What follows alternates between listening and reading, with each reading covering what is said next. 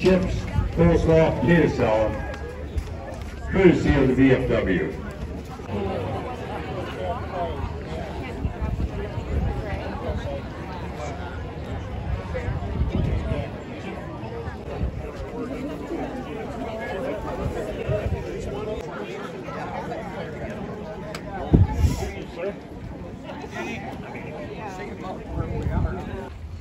Memorial Day 2021. Today's program is dedicated to those veterans who gave the last full measure to the memory of all veterans, to all veterans who have passed on. Yes, I had a couple. And to recognize the sacrifices of many family members of all veterans. Welcome to veterans of all branches of our military, including the Merchant Marine and the new Space Force, families of veterans, and fellow Americans. Would Purple Heart recipients please rise to be recognized? Any Purple Heart recipients?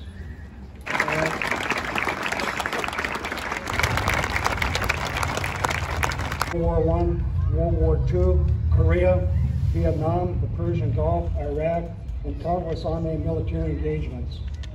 More than 500,000 of them never came home. Some died in battle, others in captivity, but they all died too soon.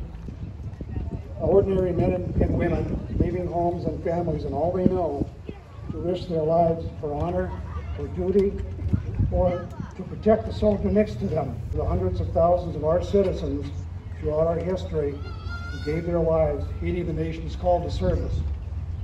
Memorial Day is more than just the start of summer and barbecues. It is a time to pause and remember the sacrifices and remember the fallen.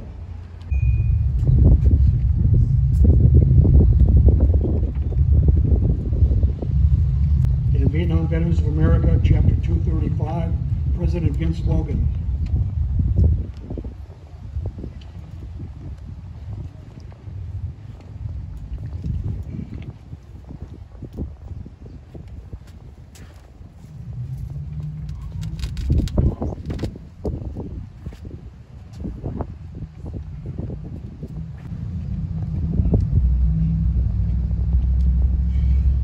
In the past months, since this Veterans Memorial Park was completed and opened to the public, over 100 veterans' names have been added to the original 7,000 names recorded on these panels. The martyrs of history were not fools, and our honored dead who gave their lives to stop the advance of the Nazis did not die in vain. Over 1.2 million Americans have given their lives to preserve and advance the ideals of freedom, liberty, and democracy.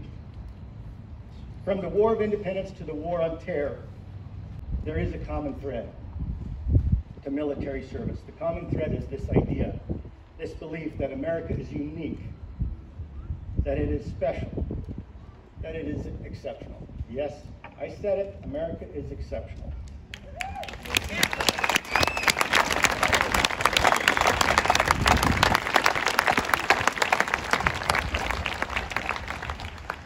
Not in the prideful sense, not in the sense that we are superior or better than any other country, but rather in the sense that we are different, that we are uniquely blessed and equipped to shape world outcomes in a positive way. This was the belief of Teddy Roosevelt in 1899. It was the belief of Ronald Reagan in 1964. And my gut says, whether it's spoken or unspoken, it was and is the belief of every man and woman who has put on the uniform in service to this nation.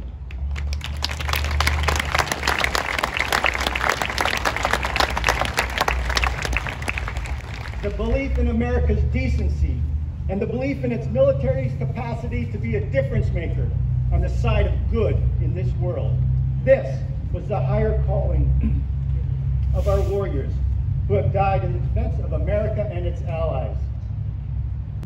The Bronze Star Medal for Valor that was awarded after his death describes what was happening on the ground in Quang Tri province the day prior to and the morning of Mike's death. The citation reads, Marines came under a heavy volume of mortar fire and sustained several casualties. Leaving his relatively secure position, Petty Officer Colton raced across the fire-swept terrain to render first aid to the wounded men. As he was treating the injured, he was wounded by hostile fire.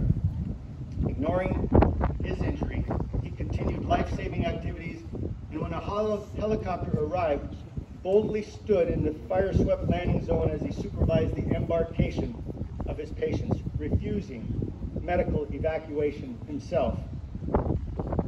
When the Marines came under a vicious ground attack during the early morning hours of the following day, Petty Officer Colton, with complete disregard for his own safety, climbed aboard a tank to treat a casualty and was mortally wounded by the detonation of a rocket-propelled grenade which had impacted on the tracked vehicle.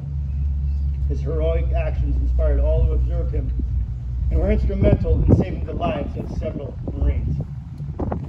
Mike was closest in age and relationship to his sister, Jane, who was 2 years older.